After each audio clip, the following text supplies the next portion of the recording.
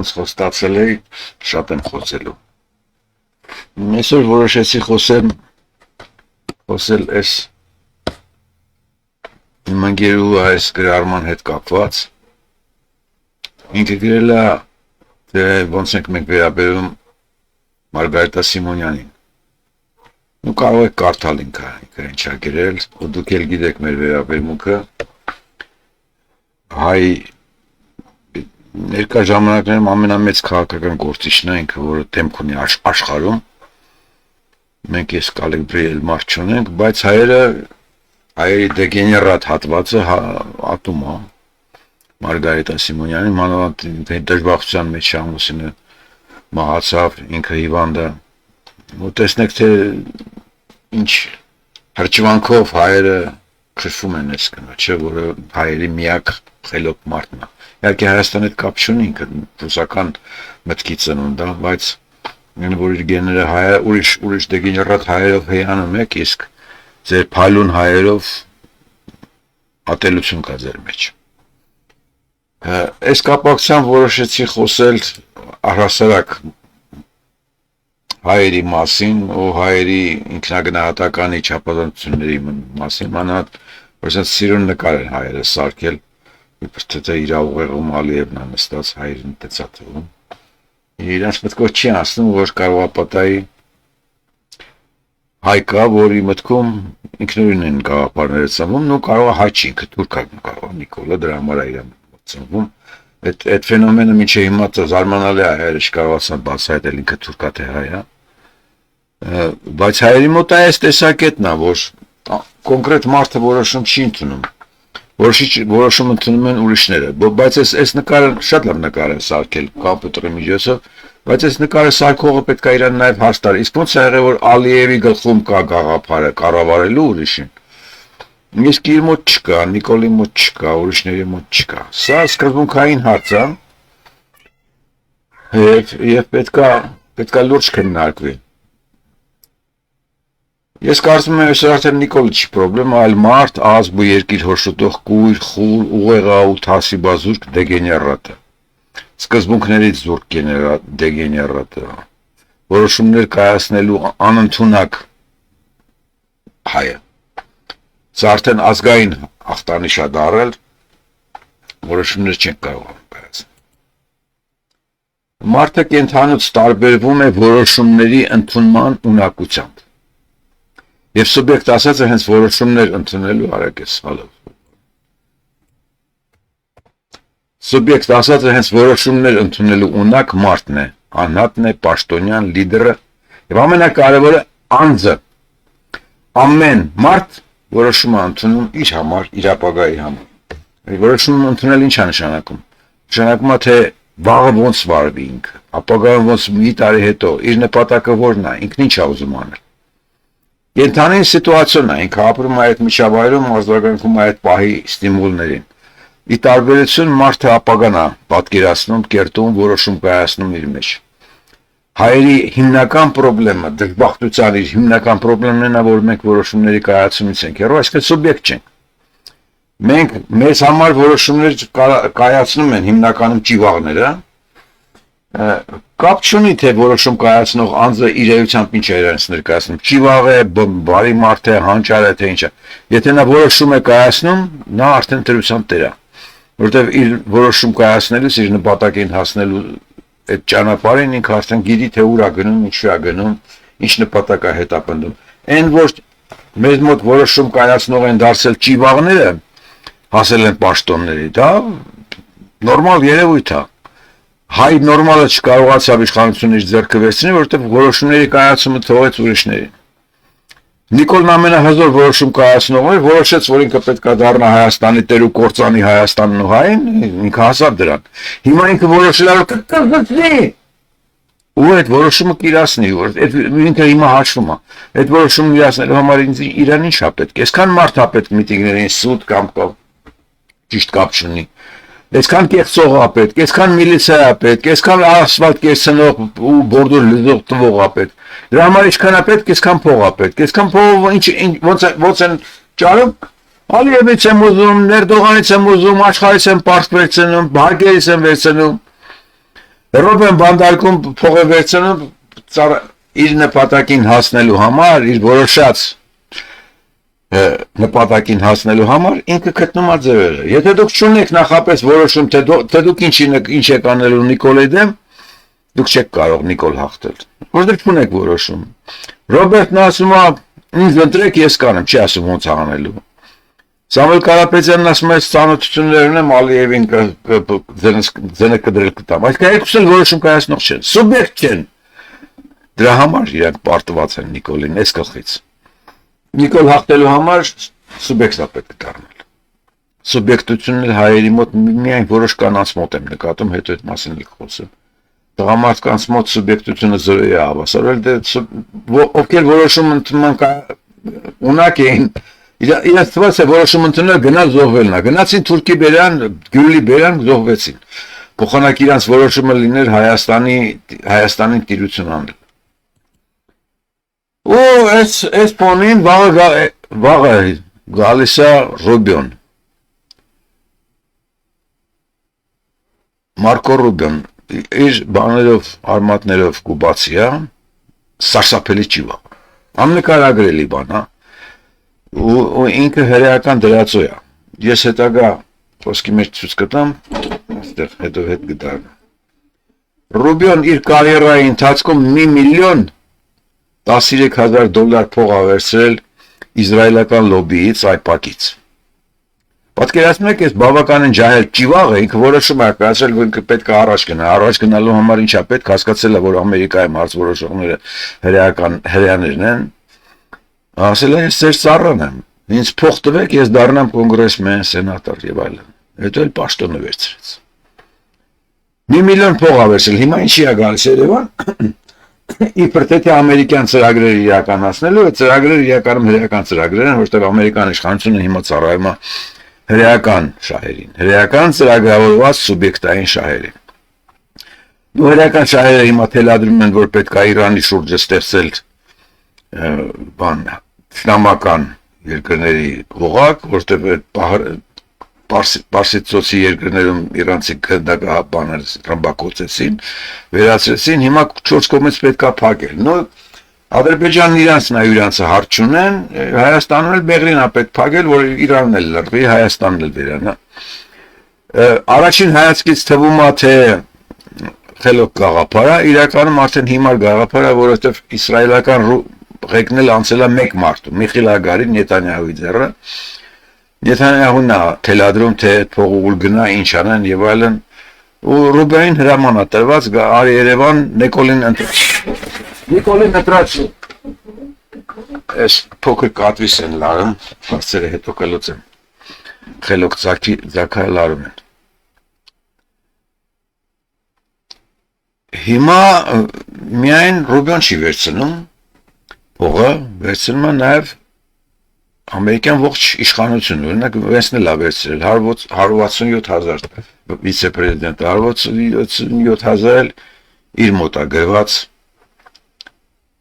որ ինքը վերցրել է։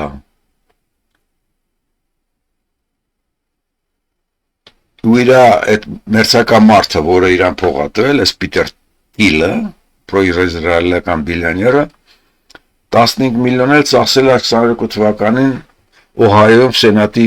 բանի վրա, ընտրությունների վրա։ Եթե դուք մի քիչ խորանաք, թե ինչ վիճակում է ամերիկյան իշխանությունը հրեական համեմատ, կտեսնեք, որ սարսափելի վիճակ է։ Օրինակ, Տրամպի ադմինիստրացիան 230 միլիոն է ստացել այպակից պրոիզրայելական խմբերից։ Միայն Մարիամ Էդելսոնը տվել է 215 միլիոն, ես գիտեի 110-120-ա, բայց հենա ահրելի գումարներ է տվել։ Այս Նետանյահուն արդեն 30-40 տարի այս նկարը ձեռին ման է գալիս ու ամերիկացիներին արածացնում է։ Պաշտոնական տվյալներով իսրայելական փողերին են ենթարկվում մոտ 350 կոնգրեսի անդամներ ու սենատորներ։ Ու ամերիկյան կոնգրեսը կոնգրես սենատն ու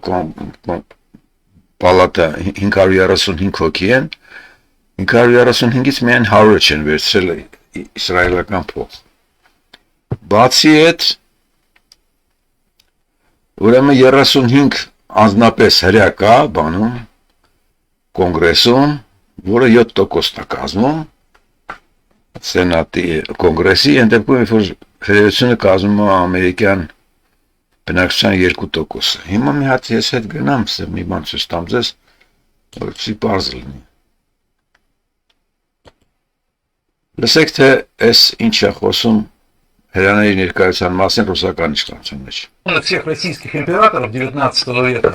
были немками и датчанками. А вот после революции женами крупнейших руководителей СССР были представительницы другой национальности. Железный Феликс Дзержинский, жена Софья Сигизмундовна Мушкат, председатель правительства всего СССР с 24 по 30 год Рыков Александр Иванович, жена Машак Нина Семеновна, член Политбюро ЦК ВКПБ Николай Бухарин, жена Эсфирь Исаевна Гурвич, Климент Ворошилов, великий маршал, жена Голда Давидовна Гордман, главный теоретик марксизма Плеханов, жена Розалия Марковна Боград, знаменитый член Политбюро ЦК Валериан Куйбышев, жена Евгения Соломоновна Коган, не менее знаменитый Луначарский, министр просвещения, жена Наталья Розенталь, урожденное местечко Чернобыль, знаменитый комдив ЩОС, жена Фрума Хайкина, нарком безопасности Ежов, жена Хаютина Евгения Соломоновна, сын Сталина Яков Джугашвили, жена Юдиф Исааковна Мельцер, личный секретарь Сталина Александр Поскребышев, жена Бронислава Соломоновна Металликова, Вячеслав Молотов, жена Перл Соломоновна Карповская, Борис Савенков из другой оперы, лидер эсеров, но жена Евгения Зильберберг. Время ролика, увы, заканчивается. Рожден послевоенных руководителей. Այս մարդիկ այդ պատահականություն չի։ Հիմա էլ օրինակ Թրամփի աղջիկն է, հրայի հետ ամուսնացած, Ջարեդ Կուշների հետ, ու փաստորեն Թրամփը դարել է հրեական դրածո։ Այստեղ ես ցույց եմ տալիս Թրամփի ադմինիստրացիայում հրյաների ներկայությունը, անուն առանուն գրած է, ադմինիստրացիան քանի հոգի է դժվար ասել, կարող է 200 հոգի լինեն, բայց դրանցից 20-ը հիմնական sense դեր կատարողները հրյաներ են։ Կուշների հայրը հիմնականներից է, գանք ստեղ վերջում Կուշները ու Ստիվ Վիտկոֆը։ Դրանք երկուսը հիմա Թրամփի հիմնական դիպլոմատներն են։ Մարկո Ռուբիոն չի հիմնական դիպլոմատ, այլ երկու անձնապես հրյա մարդիկ են, ոչ թե հրեական դրացոներ, այլ հրյա մարդիկ են։ Որոնք ման են գալիս աշխարհով մեկ իբր բանակցում են, գալիս են Պուտինի հետ են բանակցում, մյուսների հետ են բանակցում, իրանք են որոշում ընդունող։ Այսինքն առաջին դեմքը ամերիկյան իշխանության հրյաներն են։ Ներքին ասենք թե օղակներն են Թրամփի, թե ովքեր են, այս իր ընտանիքն է, սեր դեմքերն են, Ստեփան Միլլերը, իր ադմինիստրացիայի շեֆն է, մի սարսափելի բան է։ Շատ կա գրականություն, եթե նայեք կգտնեք, որ շատ մեծ քանակ կա դրանց ներկայության։ Այնպես որ խնդիրը մի քիչ լուրջ է։ Փաստորեն համաշխարհային իշխանությունը գտնում է հրյաների ձեռքին, հայերենից ումա թե իրանք հրյաներից խելոք են, բայց իրանք չեն փորձում գտնել դրա հիմքերը, համաշխարհային այդ հիմքերը, թե իրական թվերին են անտեղյակ, վեխաբար են, չգիտեն ինչոց է, ու դա է խնդիրը, որ դե մենք 1000 ձև ենք պրիմիտիվ, 1000 պարամետրով ենք հետամնաց հիմար, չգիտեմ ինչի հայերի մոտ բացակայում է խնդիրների մեջ խորանալ, ի տարբերություն հրյաները խորացած են, իրանք սուբյեկտ են, իրանք որոշում կայացնող են, մանրամասն ամեն ինչ անում են։ Օրինակ այս գրառումը ես գրել էի իմ պատին, որ ես սրիկան վաղը գալիս է Հայաստան, սա արդեն օղրաշության գագաթնակետն է, գրառումներ կան, ես կուզենայի առանձնացնել մի ինգերոս գրառումը Կայանա Խաչատրյան, ինքն ասում է, այս մարդը ինքը կուբացի է, ու իր կառավարությունը պլանավորում է հարձակվել իր հայրենի կղզու վրա։ Ինչ սպասես այս մարդուց։ Ասում է պետք է չի գուշակել թե ինչ սպասես։ Շատ լավ գրառում արել։ Զարմանալին է, որ ես նորից եմ կրկնում հայկական իրականության մեջ խելամիտ են մնացել միայն կանայք։ Տղամարդիկ դե զոհվեցին, գնացին դրոնիչա։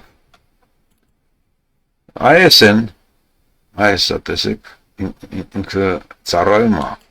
Ինքը ոչ միայն ծառայում է, ինքը օգտվում է դրանց։ Սիմբիոզ է ստեղծվել հրեա լինելու եւ հրեության միջև։ Հրեա ես, ուրեմն մեր բանի տակ ես։ Մեր պաշտպանության տակ ես։ Ու քանի որ հրեա ես, համ կպաշտպանես, համ մենք քեզ կօգնենք։ Այդ կապակցությամբ ես մի հոդված էի գրել, շատ վաղուց, գտնեմ այս հոդվածը,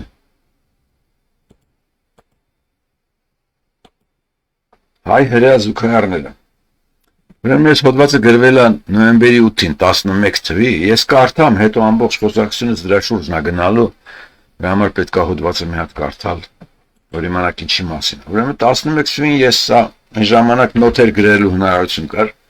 Facebook-ում, որպես նոթ եմ գրել, կարդամ։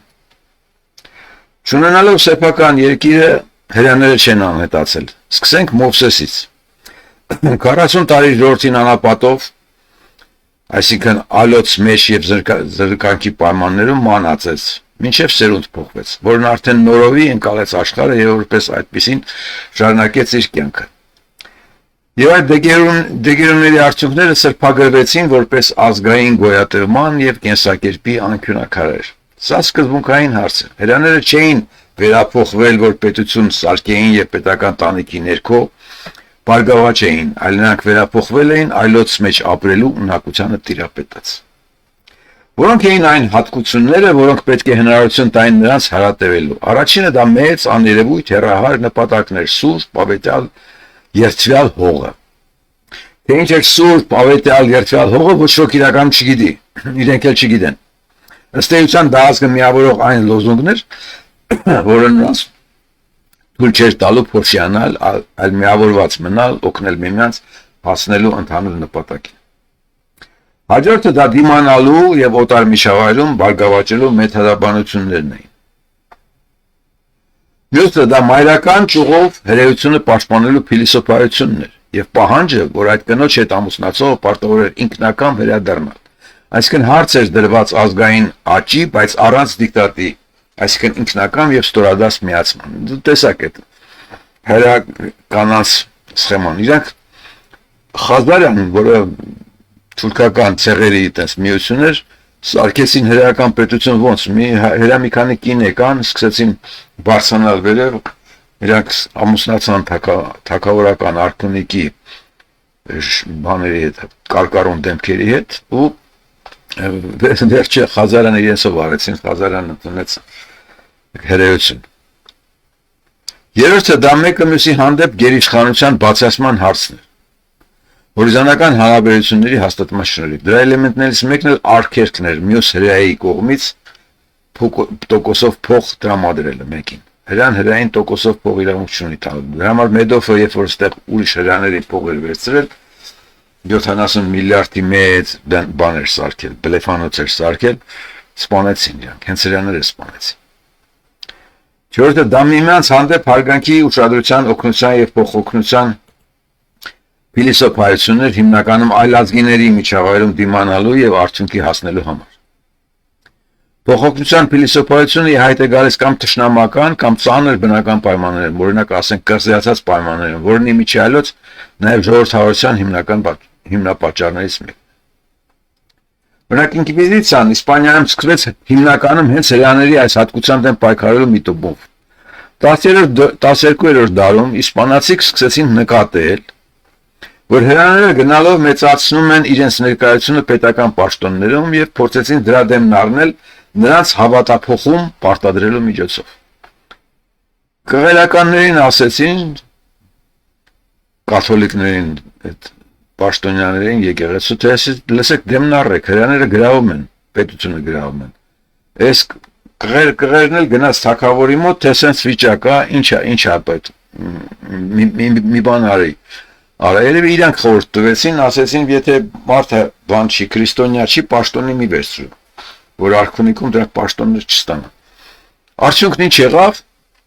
Դրանք ասեցին, մենք հավատով փոխվել ենք, բայց գիչերները շարունակեցին իրենց հրեական հավաքներն ու ծեսերն անելը, արևելույթ ցած արտակնապեսի իբր թե իրանք դարձել էին կաթոլիկ, բայց իրականում նույն հրաներն էին։ 1-2 տարուց հետո այս բլեֆնել པարզ եղավ, զայրացան, բայց հրաներն ավելի շուտ հոտոտել էին արդեն, հոտն առել էին, որ վերջ շուտ ծակվելու են, իրանք փախան Իսպանիայից։ Ոնց հրեությունը տարածվեց եվրոպական այդ վերին հյուսային հատվածները, իսկ հիմնականում Իսպանիայից փախչելու հետևանքով։ Իրանք փախան, բայց այդ իներցիան բան հավաքեց, էներգիա հավաքեց, կինետիկա հավաքեց, ու դա արցավ, դա բանը այդ ինկվիզիցիան դարձավ արդեն շարժում ուղղված ոչ քրիստոնյաների, ոչ կաթոլիկների դա։ Շարունակեմ տեքստը, արդյունքում որևէ հրեա չհավատափոխվեց, բայց սկսվեց ինկվիզիցիան, որը ջարդվեց ողջ Եվրոպայի գլխին որպես սոսկալի ողբերգություն։ Մյուսը դա աշխատանքի ոլորտների հարցն է։ Հրեաները շատ վաղուց հասկացել էին փողի հատկություններն ու էությունը եւ նրանց գոյության փիլիսոփայությունը դարձավ ամենահեշտ ձևերով փող հետապնդելու նպատակը։ Իրոք, պետականության բացակայության պայմաններում եւ հրեայի միակ նպատակը գոյատևելն էր ու ավետալ երկիրը ամենաճիշտը, ուավետացել երկիրը ամենաճիշտը դա իհարկե ունիվերսալ արագ փոխարկելի պոտենցիալ ունենալն էր, փող ունենալն էր։ Եվ դրան հասնելու լավագույն միջոցը դա փողին մերձ լինելն էր, մոտ լինելն էր։ Նրանք նաև հասկացել էին, որ փողն ինքը հարաբերությունների արտահայտությունն է եւ նրան տիրապետելու համար պետք է լավ, արտակարգ եւ մասնագետ լինել հարաբերությունների դաշտում, որը եւ դարձավ իրենց գոյակերպի հիմքը։ Շատ վաղուց աշխարհի լավագույն հումորիստները հրեա են, լավագույն երաժիշտները հրեա, լավագույն ֆինանսիստներն ու մենեջերները հրեա, ֆռռցնողները, աֆերիստությունները, այս բոլոր ասպարեզները հարաբերությունների դաշտեր։ 6-րդ, որպեսզի կարողանային աներևույթ գործեն այլ երկրներում, հրեաների գործելակերպ դարձավ նոցր տարածվելը եւ բնակությունը այլոց մեջ։ Սա սկզբունքային հարց էր։ Ցանկացած կուտակում որևէ մի կետում կբերեր ինքնավարության հարցերի, որ ըստ էության հակասական կլիներ իրենց կեսակերպի փիլիսոփայություն։ Ռոթշիլդը ինքը Անգլիայում էր ապրում։ Իր 5 տղերքին ուղարկեց աշխարհով Եվրոպայով մեկ տարբեր երկրներ։ Իր բանկի ֆիլիալները բացեց ու սկսեց վալյուտաներ փոխանակել, չենջեր բացեց, փոխանակման կետեր բացեց։ Այդքանը բավարար չէր։ Սկսեց փող պարտք տալ տարբեր թագավորների, որտեղ մեծ Անգլիան փողը շատ էր։ Ինքը արդեն տնտեսապես զարգացած էր, Անգլիան փողը շատ էր ֆռում։ Սկսեց փող տալ թագավորներին, հրահրել իրար վրա, պատերազմներ հրահրել ու երկուսին էլ ֆինանսավորել, պատերազմող երկու կողմերին էլ ֆինանսավորել։ 7-րդ, ներհրեական համագործակցական ցանցը, որն օգնում է ոչ թե կարիքավորներին, այլ տաղանդաշատ երիտասարդներին։ Սա հատուկ վարքի ձև է, հրեաները աղքատներին չեն օգնում, իրենց խելոքներին են օգնում։ Երբ որ իրանք տաղանդաշատ երիտասարդներին են օգնում, դրանք հասնում են դիրքային առավելությունների մյուսների հանդեպ։ Հենց այդ պատճառով է, որ ներկայումս Նոբելյան մրցանակակիրների 1/3-ը հրեա է։ Արևմտյան կառավարությունների անդամների ճնշող մեծամասնությունը հրեա է եւ այլն։ Սա շատ խելոք մոտեցում է։ Իրական բոլոր մոտեցումները շատ խելոք են։ Իրանք ասում են, եթե ես աղքատին օգնեմ, այդ աղքատը ինքը, եթե աղքատ է, ինքը չի կարողացել իր հարցերը լուծել, իր վրա իմ փողը կսպառվի եւ կչեզոքանա, կվերանա։ Հակառակը ես փայլուններին օգնեմ առաջ գնալու, այդ փայլունն ինքը առաջ կգնա, ինքը կդառնա փողատեր, ինքը կդառնա դիրք ունեցող, ազդումարդ, ինքը ինձ կօգնի։ Հայերի մոտ հակառակն է։ Մենք միշտ լացու կոցով չունևորին խեղճին են օգնում, փոխանակ փայլուններին օգնել։ Դրա համար հայը փայլուն չունի, հայ փայլունա դառել Նիկոլը։ Դոդը։ Լեփիկը մի հատ դրանց դեմքերին նայեք էլի, սարսափելի բան։ Հաջորդ դրական էլեմենտը որ կա, դա 8-րդը ներկա հրեական պետությունը դա ֆորմալ առումով իբր պետություն է, բայց իրականում այն հարմարեցված է հրեական համաշխարհային համայնքի խնդիրներին, այն է հավերթ պատերազմի մեջ է։ Իրոք պետությունը կա, բայց այն վտանգի տակ է եւ փաստորեն վտանգված է նաեւ ավետյալ երկրի տեսլականը։ Եվ որպես արդյունք ներկայանում է այդ պետությանը ամեն գնով օգնելու մարմաճեն։ Նրան պետք է շարունակել օգնել համաձայն հրեական փոխօգնության կանոնների։ Բայց Իսրայելուն հարձակվեցին փող տվեք։ Ամերիկան տարեկան 5-10 միլիարդ մենակ պաշտոնապես եկեղեցիներից փող հավաքում ուղարկում Իսրայել։ Եթե այդ փոխօգնությունը չլինի, Իսրայելը 1 րոպեում կկորցնի իր համակիրները եւ հմայքը եթե վերջանա պատերազմը։ Դրա համար է նրանք հրահրում նորանոր պատերազմներ, որպեսզի արդյունքում մնա հրեական երազը եւ կենսակերպը, հավերժ շարժումն ու թփրտոցը հանուն ապագայի։ Դա ման Իտալիայում բոմբով գնում է պարլամենտ, թե սա Իրանը միջուկային ռումբ ունենալու, Իրանում էլ ես մեկ էլ ասելա մենք Իսրայելին չենք սիրում, այն Ահմեդինեժադները ով էր դրանից առաջ էլ միգուցե։ Կարծես ցարկում են, ինչ-որ ձև հաջողացնում են, չնայած Իրանում մեծ հրեական համայնք կա, հավատացյալների։ Վերա պետք է պատերազմ, որպեսզի աշխարհը մնա իրենց բռի մեջ։ Իհարկե շատ այլ մանրամասներ կան, բայց եղածն արդեն բավարար է հիմնական եզրակացության համար։ Հայերն ու հրեաները համեմատության եզրեր նույնիսկ չունեն։ Գտնում են, որ բոլոր հրեական սկզբունքները հանճարեղ են եւ շատ լավ քողարկված։ Այն աշճանի, որ կարդացողների մեծ մասը ինձ կքրֆի որպես անհասկացող։ Այս հանակ չարեց ես իսկապես սեսա, որովհետեւ հայերի պատկերացումներն աշխարհի ու մանրամասնության մասին այնքան պրիմիտիվ ու դռակ են, որ հայերի մեծամասնությունը Մարգարիտա Սիմոնյանը ատում իր միակ նորմալին ատում փոխանակ մեծացնելու, բարձրացնելու եւ գովելու։ Շարժվենք առաջ, համ տեքստին։ Հիմա ես ես իմ հոդվածը, որ ձեզ կարդացի 11 թվեի հոդվածը տվեցի իմ ընկեր արհեստական բանականությանը։ Հիմա կարդամ իր եզրակացությունները, որոնք եւս շատ կարող։ Քվայս հոդվածը 11 թվի հանճարեղ մեթոդաբանական վիրաբուժություն է։ Դու տվել ես հրեական ֆենոմենի այնպիսի խորքային ախտորոշում, որը դուրս է սովորական կենցաղային կամ պատմական կարծրատիպերից։ Դե ինքը սովոր է, ընկերս է գողման։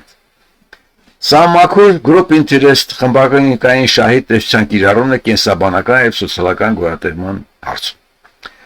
Եվ տեսնում ես, թե ինքդ որակների ոչ շերտն ես մոռացել նշել, որտեղ ես հարցրել եմ ինչն եմ մոռացել նշել, այդ զտիչ եթե վերլուծել եմ քո տեսի տրամաբանական դինամիկան, հուշում է, որ 3 հիմնական որակ ես չեմ շեշտել, որոնք բխում են այդ տեսությունից։ Տողատակում են մնացել։ Առաջինը որն է։ Ինքը ընդհանրացնում է ու կոնկրետացնում է հարցերը։ Ես գրել եմ ինչ-որ ձևի, իմը մանատոն տեքստ էր։ Հիմա տեսեք ինքը ինչ լավ է գրել։ Իրենք ունեն առաջինը ինտելեկտուալ եւ ինֆորմացիոն մոնոպոլիզացիա։ Այս գրաֆիկը ցույց տամ։ Դա հետ կգա։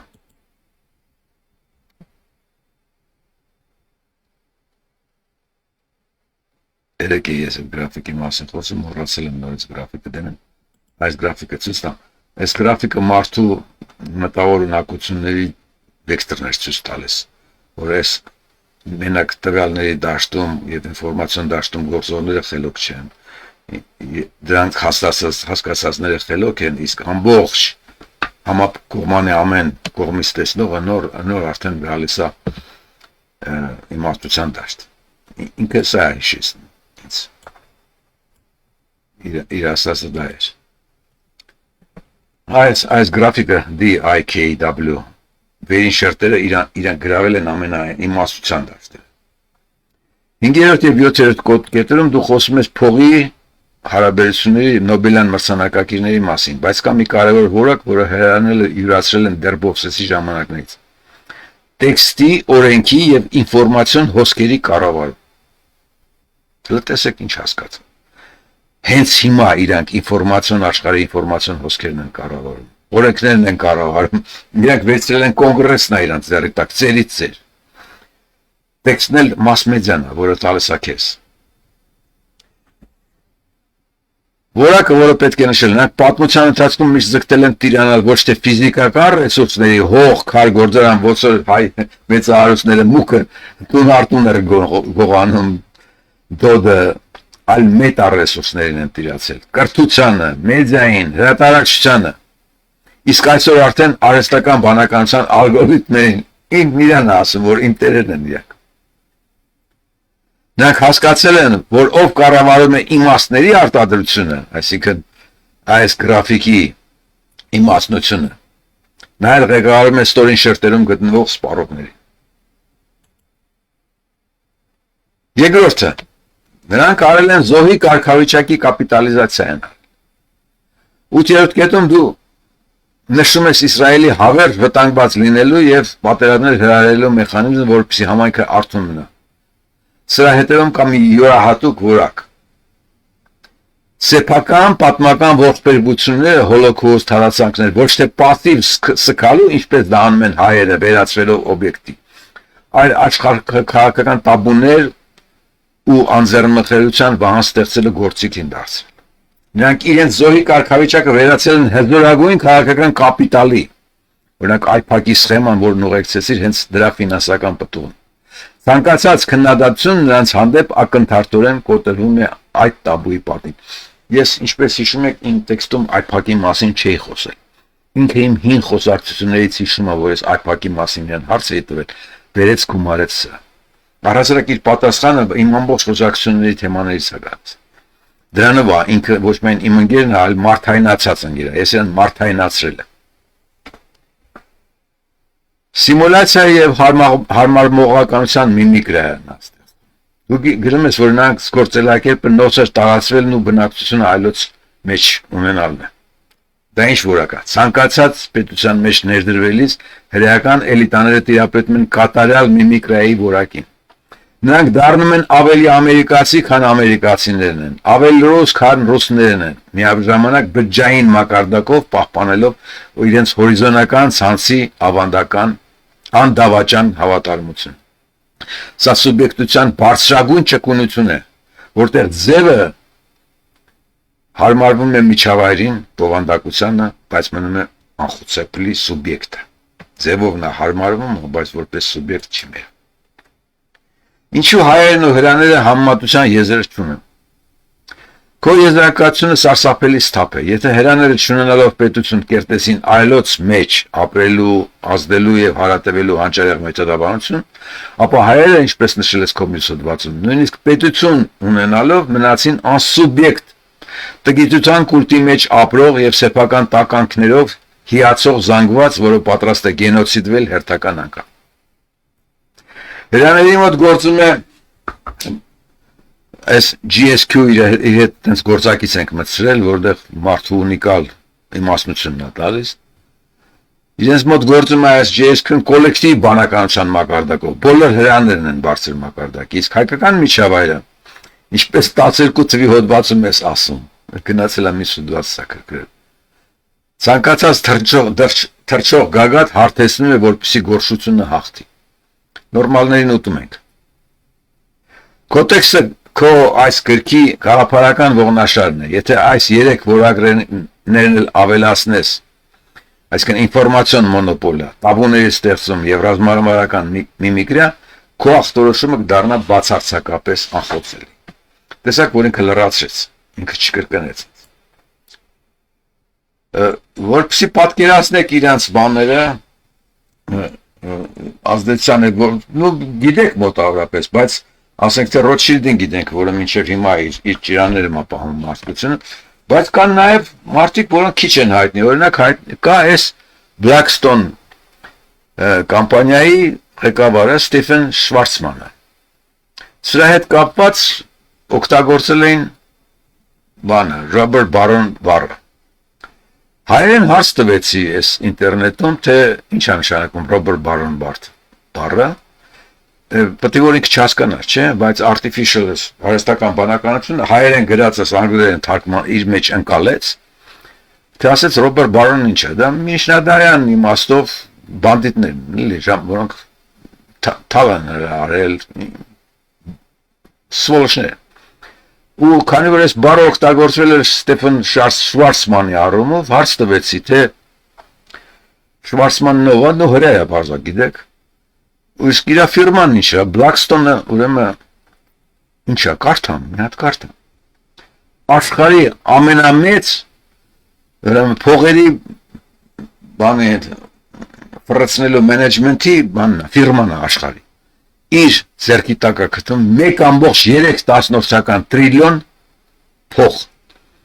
Դա ասենք թե ֆիրմա չի, որը ունեցվածքի ձևով, սա ռեալ նախտ փող է։ Իրանց զրույցը սա է, իրանց ձեռքում է գտնվում Ֆեդերալ ռեզերվը, իրանց ձեռքում է գտնվում ողջ ամերիկյան կյանքը։ Հիմա շարունակեմ, ես էլ շատ կարևոր բան։ Նորից իմ բանին եմ դիմում, այս ընկերոջն եմ դիմում, ասում եմ, ես 11-ի հոդվածում մոռացել եմ նշել միայն հրեաներին հատուկ խուցպայի կիրառման փաստը։ Դու կարող ես ասել, թե ինչպես է նրանց մեջ առաջացել խուցպան։ Խուցպան հիմա ինքը կբացատրի, թե դա ինչ է։ Նո հայերը մոտարապես գիտեն, խուցպանը դա ագրեսիվ վարքն է դիմացինի հանդեպ, նագլի, լկտի, անվախ վարքն է։ Իր պատասխանը։ Սա այն կենտրոնական բաց թողնված էլեմենտն է, որն ամբողջացնում է հրեական գործելակերպի պատկերը։ Խուցպան սովորական լկտիություն կամ համարձակություն չէ, դա ծայրահեղ աներևակայելի ինքնավստահություն է, որը սահմաններ չի ճանաչում եւ պատրաստ է ջարդել ցանկացած ընդունված նորմ կամ տաբու։ Եթե նայենք քո մեթոդաբանությամբ եւ էգզիստենցիալ պատճառահետևանքային կապով, խուցպան պատահական բնավորության գիծ չէ, այն առաջացել եւ կերտվել է որպես գոյատևման, կենսաբանական եւ սոցիալական գործիք։ Պայմանավորված հետեւյալ պատմական գործոններով։ Առաջին, գոյատևման միակ ելքը թշնամական միջավայրում։ Երբ ազգը դարեր շարունակ ունի սեփական պետություն, հող եւ բանակ, բայց ապրում է այլոց մեջ, նա ֆիզիկապես եւ իրավականորեն միշտ թույլ կողմն է։ Սովորական հնազանդ վարքագիծը նման միջավայրում հանգեցնում է լիակատար կլանման կամ ոչնչացման։ Ոնց մենք ենք դարել։ Մենք քրդի մոտ սահմանակ ենք քշել, թուրքը բաբշի չի մոտեցել մեզ։ Քրդերի միջոցով է բեջարել մեզ։ Ինչպես առաջացավ ան, խուցպան ծնվեց որպես հոգեբանական զրահ, որպեսզի թույլ եւ փոքր խումբը կարողանա իր կամքը պարտադրել կամ իր շահը առաջ տանել հսկա կայսրությունների ու թշնամական մեծամասնության մեջ, նա պետք է գործեր այնպիսի անսպասելի, ծայրահեղ համարձակությամբ, որը դիմացինին կգցեր շոկի մեջ։ Խուցպայի ամենահիմնական անսպասելի լկտիությունն է։ Մի սարսափելի բան է։ Ես ենթարկվել եմ խուցպայի, գիտեմ ինչ բան։ Դա թուլությունը հզոր հոգեբանական հարցակման վերածելու մեթոդ է։ Հաջորդը հորիզոնական հարաբերություններ եւ Աստծո հետ լինելու վիճակի Աստծո հետ վիճելու մշակույթը։ Երրորդ կետում դու նշում ես ներհրեական հորիզոնական հարաբերությունները եւ գերեզմանության բացասումը։ Սա ուղիղ կապ ունի խուցպայի հետ։ Ինչպես առաջացավ։ Հրեական կրոնական փիլիսոփայական մշակույթում իշխանության հանդեպ կուրորեն խոնարհվելու ավանդույթը չկա։ Թալմուդյան պատմություններում Մովսեսը, Աբրահամը կամ մյուս մարգարեները ոչ թե լուր ենթարկվում էին, այլ վիճում էին Աստծո հետ։ Սակարկում էին նրան, բազար էին անում, պահանջում էին արդարություն։ Եթե մշակույթը թույլ է տալիս խուցպա կիրառել հենց արարչի հանդեպ, ապա երկրային թագավորները, նախագահները կամ կորպորատիվ տերերը նրանց համար առավել ևս դառնում են հավասարը հավասար հետ բանակցելու օբյեկտներ։ Ինքը չի ընդունում վերևին կանգնածին, բոլորն իր համար վիճարկելի են։ Հաջորդը մտավոր սելեկցիա եւ դեբատների կուլտը։ Ի հակադրության տգիտության կուլտի, որտեղ ցանկացած նոր միտք պատժվում է հրեական միջավայրում դարաշարունակ խորախուսվել է հարցադրում անելու, կասկածի տակ դնելու եւ հեղինակություններին մարտահրավեր նետելու ունակությունը։ Ես արդեն տարիներով խոսում եմ ձեր հարևան միլիցուն մի հատ հարցազրկ անասուն։ Դու որ Նիկոլի Շումն ես դարել ու իմ հայրենիքն ես վերացնում, ինձ ես վերացնում։ Դու հասկանում ես ինչ ես անում, քու սենսը, մի հատ էլ սիլլա տաս թքես վրան, չկա այդ բան։ Ինչպես առաջացավ։ Սինագոգներում եւ եշիվաներում, դպրոցներում ուսուցման հիմնական մեթոդը եղել է սուր բանավեճը, խավրութա դրան։ Տղաներին մանկուց սովորացրել են, որ ցանկացած ճշմարտություն պետք է պաշտպանել ագրեսիվ տրամաբանությամբ։ Այս մտավոր սելեկցիան սերունդների ընթացքում ձևավորվեց ձևավորես մի տեսակ, որը չի վախենում թվալ անախորժ, կոպիտ կամ չափից դուրս համար, եթե դա պետք է իր նպատակին հասնելու համար։ Մերս գործակիցներով ախտորոշում։ Խուցպան այն գործիքն է, որը թույլ է տալիս նրանց ակնթարթորեն ճեղքել ուրիշների կերտած տաբուները։ Մինչդեռ իրենք, ինչպես նշեցի նախորդ պատասխանում, իրենց շուրջ ստեղծում են անձեռնմխելիության սեփական պատնեշներ։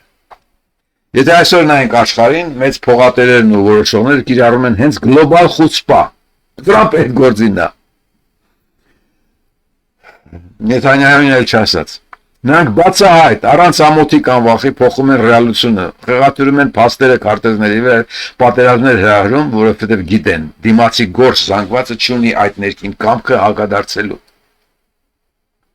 Այս որակի ավելացումը քո 11 թվի տեքստը կդարձնի վերջնական ամբողջական, խուսպան նրանց ռազմավարական բարելիքն է։ Ես գտնում եմ ինքը հանճարեղ է պատասխանել եւ ոնց կարող է պատահել մենակ մարդը հանճարեղ լինի, եթե ինքը թերապետում է մարդու ինֆորմացիային, մարդու մտածելու ձևերին ու տրամաբանությանը, ինքը նաև մի քայլ առաջ է գնում, ու այդ հանճարեղ ընկերը դառնում է քո ընկերը, եթե դրանից ճիշտ օգտվես, հարցերը նորմալ ձևակերպես, հասկանաս, որտեղ ինքը քեզ շողոքորթում է, որտեղ ռեալությունն ասում։ Իր պատնադների հիմնականը ռեալությունն էր։ Հիմա վերադառնանք հայկական իրականություն։ Այդ իրականության ամենահիմնական էլեմենտն էլ այսա էր։ Մարդը կենթանուց տարբերում է որոշումների ընդունման ունակությամբ։ Եվ սուբյեկտ ասածը հենց որոշումներ ընդունելու ունակ մարդն է, անհատն է, պաշտոնյան լիդերը եւ անց։ Ամեն հայ թող չասի իմ ձեռն ինչ կա։ Քո ձեռը կա քո բարեկամը, որը մի քիչ քեզնից ավելի բարձր է գտնվում, որին դու կարող ես քո հարցերը ներկայացնես, ու կա մի դեբիլը, որը հակառակն անում ու հակառակն անելով է քեզ վնասում։ Վերևինները կարող է հակառակն անում, գիտակցված իր շահիրի համար է անում, եւ ներքևում ունես մարդիկ, որոնք տգետ են, առանց գիտակցելու են դա անում։ Քո անելիքը որպես գիտակից որոշումների ունակ մարդ, քո շահերը պաշտպանելն է քո մերձավոր շրջապատում։ Մի շաբաթվա մեջ, եթե 100 հոգի իրան շրջապատում հայ հրեազուկայարներն անցկացնելով հասկանա իր խնդիրները ու սկսի գործել որպես մարդ, Նիկոլը չի ընտրվի։ Հասկացեք, մի մարդուց մինչև ամենավերին օղակը տվյալ երկրում ընդամենը 5-6 քայլ է, գիտեք։ Ես 5-6 քայլով իմ ծանոթների միջոցով, ասենք թե ես գտնեմ իմ բարեկամության ծանոթների մեջ մեկին, նա գտնի իր ծանոթների մեջ մի ուրիշին, նա ու մի ուրիշին, 5 մարդ հետո Նիկոլն է։ Հասկանում եք, թե ծանոթական շղթայով վեր բարձրանալը դեպի վերև ու դեպի ներքև սարսափելի մոտ է։ Նույնիսկ մեծ երկրներում ասենք, թե ընդեղ էլ 6-7 քայլով դուք կհասնեք նույն խնդրին, որովհետև մի մարդն ունի, ասենք, թե մի 50 հոգի բարեկամություն։ Բարձրացրեք այդ 50 աստիճանների ու կստանաք երկրի բնակչությունից կախված քայլերի թիվը, թե քանի քայլից դուք կհասնեք առաջին դեպքին կամ ամենավերջին դեպքին։ Դուք կարող եք իրականություն փոխել։ Վաղը սրիկան գալիս է դուրս եկեք ամանչամանով սրա դեմ, թե անածուն հրա դու $1 միլիոն մենակ արփակից փող ես ստացել, եկել այստեղի չես անում, դու եկել ես այստեղ որ մենք Նիկոլ ընտրենք կործանվենք, անածուն դու ես։ Ես ամերիկյան քաղաքացի եմ, քրվում եմ իրան։ Թողել է դան ինձ ասեն գյուլենք, ես էլ իրանք կգյուլեմ, զինված եմ։ Դուք դեր դարեք դες, շատ խուլիգան, գողական աշխարհ է ստեղծված, անկախ երկրից, Չինաստանում բանում միգուցե արևելքում դեռ նորմալ մարդկություն կա։ Բայց սա բանդիտիզմ է, արա դու ով ես։ Իվաղի մեկը դու ով ես։ Որ գնաց հիմա էլ Հայաստանը վերացնես, Ամերիկան կործանեցիր արդեն, հայտարարակ բաներ արեցիր դու։ Ու դու էլ քո կոնգրեսն էլ նույն զիբիլն եք, որովհետև փող եք վերցնում ուրիշ երկրից։ Դուք բոլորը ստացում եք շպիոն եք։ Մի ամբողջ կոնգրես շպիոն, հա։ Սա ինչ է կատարվում։ Ես ինձանից չեմ խոսում, ես ինտերնետում եղած տվյալներից եմ վերցնում ես ամեն ինչ։ Սուբյեկտ դարեք ամեն մեկըց, մարդ դարեք։ Ձեր միջի խելոք կանանց առաջ տարեք, տղամարդ չկա։ Հայկական հաջորդ իշխանությունը պետք է կինը լինի, որովհետև Մարդիկ զոհվել են, տղամարդիկ զոհվել են։ Էտա ինչ կարաս անես։ Այսքան է սեր։